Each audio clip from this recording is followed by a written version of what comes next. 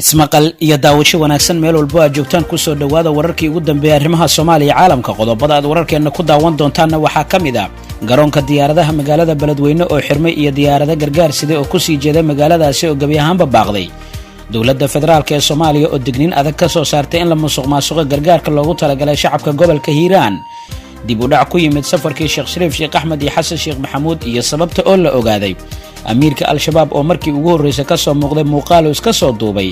dagaalyahanada shabaab oo la sheegay inay ku dhawaadeen deegaano hoostaga gobolka Galgaduud ee bartamaha Soomaaliya wabiga Shabeelle oo fatahaad hor leh ka sameeyay deegaano hoostaga degmada Balcad dawladda Qatar oo malaayiin lacag ku bixinaysa deyn cafinta Soomaaliya iyo macluumaadka ugu dambeeya oo ah loolanka badda sidee dawladaha Kenya, Faransiiska, Mareykanka iyo Norway ay ula safteen Soomaaliya iyo Kenya macluumaadkaas ayaan kula wadaagi doonaa intaasi waa qaar ka mid ah qodobada wararka ugu doorka roon iminkana warkii oo dhan aan ku hormarno loolanka dawladaha Kenya, Faransiiska, Mareykanka iyo Norway loolanka Soomaaliya ee u dhaxeeya dawladaha Kenya iyo Soomaaliya kuna saabsan dhulbadeedka Soomaaliya iyo Kenya ee ay sheeganayso dawladda Kenya waxa qayb ka noqday quwado caalami ah oo midbadantiisa gaarka oo wato sida Mareykanka, Ingiriiska, Faransiiska, Talyaaniga iyo Norway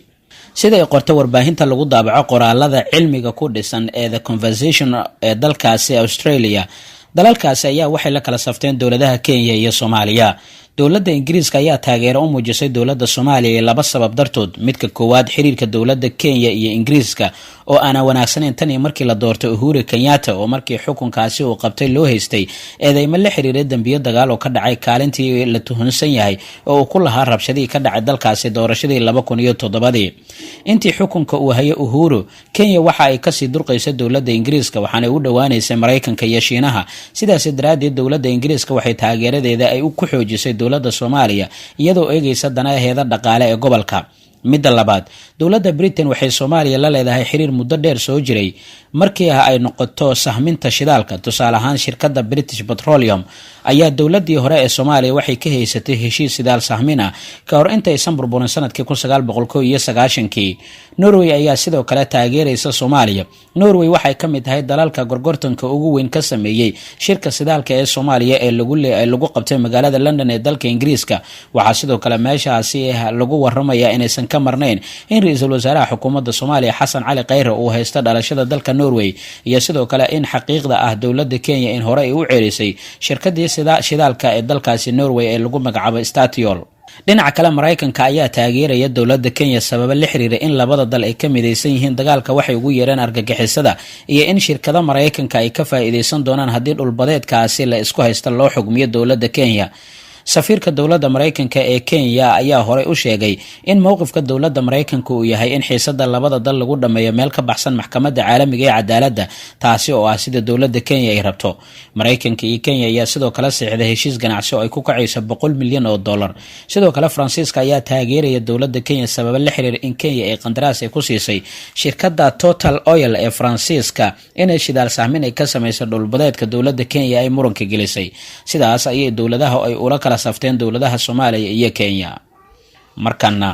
dawladda federaalka ee Soomaaliya ayaa digniin waxay ka soo saartay in la musuqmaasuqo gargaarka loogu talagalay dadka ku dhaqan deegaanada Hirshabeelle gaar ahaan magaalada Beledweyne oo saameyn xooggan uu ku yeeshay fatahaadihii wabiga Shabeelle wasiirka wasaaradda warfaafinta ee xukuumadda Soomaaliya Maxamed Cabdi Xayir Maareeya ayaa sheegay in dawladda federaalka ee Soomaaliya ay ka hortagayso in gargaarkaasi la musuqmaasuqo isla markaana wafuudda gargaarkaasi ay u direysay ay yihiin garyaqaano iyo xeer ilaaliyaal sidoo kale waxa uu sheegay dawladda federaalka ee Soomaaliya in tallaabo ay ka qaadi doonto cid kasta oo lagu arko arrimo la xiriira musuqmaasuq lagu sameeyo gargaarka 27 bisha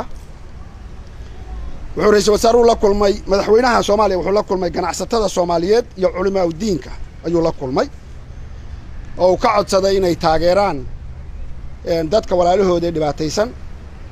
sidoo kalena uu ka cadeeyay mowqifka dawladda Soomaaliya oo gacantii ugu horeysay ee deeq ku dhawaaqda in dawladda Soomaaliya arinta ugu tala gashay $500,000 iyo gargaar kale oo badan oo ku jiray bakhaarada wasaaradda gargaarka iyo bini'aadanimada ayuu ku dhawaaqay madaxweynuhu sidoo kalena madaxda sare ayaa mushaharkooda iyo wixii kale ay awoodaan iyo dad badan oo kamida madaxda dawladda ayaa ku dhawaaqay dawladdu markaa qorshe ayay dejisay 4 waji leh oo loogu gurmanaya dadkaas wejiga koowaad wuxuu ahaa in dadka la samata bixiyo oo meelaha fatahaaddu ugu galeen wakhti horena digniin la sii siiyo markii biyaha la arko inaanay ku jiri karinna laga bixiyo magaalada. wejiga labaad ee ay dawladdu samaysay waxay ahayd in dadka markaa la quudiyo maadaama ay guryahoodii iyo wixii ay ku tiirsanaayeen nololaha ay ka baabeen in la quudiyo. wejiga saddexaad ee qorshaha dawladda waxa weeye in marka ay taa dhammaato biyuhu magaalooyinku hagaagaan in lagu celiyo deegaankoodii oo lagala qayb qaato inay noloshoodii caadiga ah ku noqdaan dadweynaha qaxay ee guryahooda ka baxay. qodobka afraadna waxa weeye sidii dawladda Soomaaliya ugu diyaar garoobi lahayd meelaha had iyo jeer fatahaadu ka dhacaan oo beledweyne ka mid tahay sidii aanay mar labaad ama mar saddexaad afraad uga dhici lahayn ee la keeno qorshe weyn oo magaalada looga badbaadinayo biyaha soo gala oo ay keeneen 3 arrimood inay biyuhu goor hore oo berigii hore aanay soo gali karin soo galaan. midda koowaad ee ay keentay waxa weeye in webigu buuxsamay oo ciid ay ka buuxsantay waayo webiga dawlad baa daryeeli jirtay xuduudda meeshuu dalka ka soo galo ilaa meeshuu ku dhammaado wiishash baa qodi jiray si ay biyo badan u qaado oo dadkana biyuhu aanay markiiba ugu fatihin. ciiddaa buuxsantay waxay keentay haddii biyo soo maraan webiga meelo badan oo ka mid ah inuu la sinmo ku soo dhowaado marka haddii biyo soo maraan markiiba waa ku fatahayaan dadkii hadday bil maqnaadaanna markiiba wuu qalalay marka masiibo weyn wey. dawladdu waxay doonaysaa kolley ma dhihi karo from xuduudda Itoobiya ilaa inta uu gaadho oo badda kaga shubo ayay qodaysaa laakiin inay meelaha dadweynuhu degan yahay wejiga koowaad ay nidaamiso wey. arrinta labaad ee fatahaadda keenaysaa waa in dabcan climate change dhacay oo roobabku marna badanayaan marna yaraanaya adduunka aan kala mid nahay gaar ahaan Afrika uu aad u saameeyay climate change ama isbeddelka cimiladu. qodobka saddexaadna waxa weeye biyuhu markii ay yar yihiin in dadweynuhu ay furteen meelaha qaarkood beerahooda u furteen oo isla markaana aanay marka dambe haddana aanay awdaynin kaas oo sahlaysa inay fatahaaddu dhacdo. laakiin beledweyne oo kale waxaas kinaalada yaryar hadda wax ka weyn baa yimid oo marna aan joogsaday. marka wejiga afraadna waa in la qodo oo la isku dayo mar dambe inaan beledweyne iyo magaalooyinka kale ee webiga ku dhegan aan dadku khatar naftooda aanay u gelin oo aanay ka bixin. arrimaha Hirshabeelle ayaan ku guda jirnaaye wararka laga helaya magaalada beledweyne ayaa sheegaya in garoonka diyaaradaha Ugaas Khaliif ee magaaladaasi uu mar kale u xirmay kadib markii xalay roobab xoog leh ka da'een magaalada. garoonka magaalada beledweyne ayaa xirnaa mar kasta oo roob uu ka da'ana waa uu xirmaa taasi oo ugu wacan tahay biyo fariisinka garoonka isla markaana aysan jirin in garoonka si wanaagsan loo dhisay. taasina waxay keenaysaa in daadadka ka soo rogma buurta Janda Gundisha ee u dhow magaalada in saameyn ay ku yeelato fatahaadahana sidoo kale saameyn ay ku yeeshaan. diyaarada gargaar sida oo ku sugan magaalada Muqdisho iyo wafdi kala duwan oo ay ka mid yihiin madaxweynayaashii hore ee dalka Xasan Sheekh iyo madaxweyne Shariif Sheekh Axmed ayaa la filayay maanta ay tagaan laakiin gabi ahaanba garoonka oo xiran darteed waa ay u suurtagali weysay. dhinaca kalena mas-uuliyiin ka tirsan xisbiga Himilo Qaran ayaa faahfaahin ka bixiyay baaqashada ku timid Sheekh Shariif Sheekh Axmed iyo sidoo kale Xasan Sheekh Maxamuud. ujeedada ay dib u dhaca safarka ayaa lagu sheegay inay tahay xirnaanshiyaha garoonka. senator Ilyas Cali Xasan oo ah xubin ka tirsan Himilo Qaran ayaa xaqiijiyay baaqashada socdaalkan ma uusan shaacin xilliga wafdigani madasha qaran ay tagi doonaan magaalada laakiin waxa uu sheegay in roobabkii xoogana ay ka da'ay bartamaha magaalada ay sababeen in gabi ahaanba garoonka uu xirmo.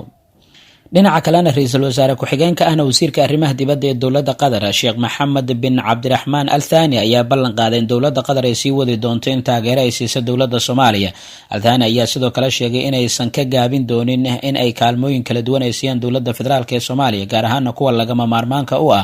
qorshaha horumarinta dowladda iyadoo sidoo kale lala kaashanaya bangiga adduunka iyo qaramada midoobay.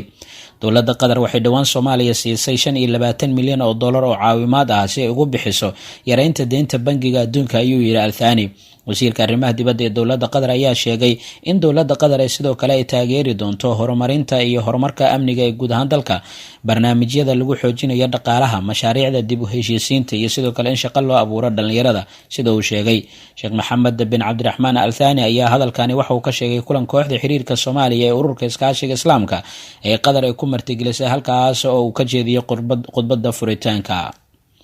ugu dambeyntiina dagaalyahanada al-shabaab ayaa lagu waramayaa inay gaareen deegaanaha hoostaga degmada Gurceel ee gobolka Galgaduud maalin uun kadib markii ay la wareegeen ciidamada dowladda federaalka. ciidamada dowladda Soomaaliya oo ka yimid dhanka magaalada Dhuusamareeb ee xarunta gobolka Galgaduud ayaa axadii bilaa dagaal kula wareegay magaalada saacado yar uun kadib markii ay isaga baxeen xoogagii ahlu sunna ee gobolada dhexe. dagaalyahanada al-shabaab ayaa lagu waramayaa in lagu arkay deegaanka Waran Dhuumaale iyo sidoo kale dhagax yaale oo ka mid ah deegaanada hoostaga magaalada Gurceel. taasina waxay timid kadib markii halkaasi ay baneeyeen xoogaga ahlu sunna. macadda in dagaalyahanada al-shabaab ay ku wajahayeen Gurceel iyo in kale ahlu sunnada Galmudug oo khilaaf toddobaadyadii lasoo dhaafay soo jiitamaya kala dhexeeya dowladda Soomaaliya ayaa axadii gacanteeda waxaa ka baxay magaalooyinka Gurceel iyo Matabaan iyadoo ciidamada dowladana ay halkaasi bilaa dagaal ay kula wareegeen.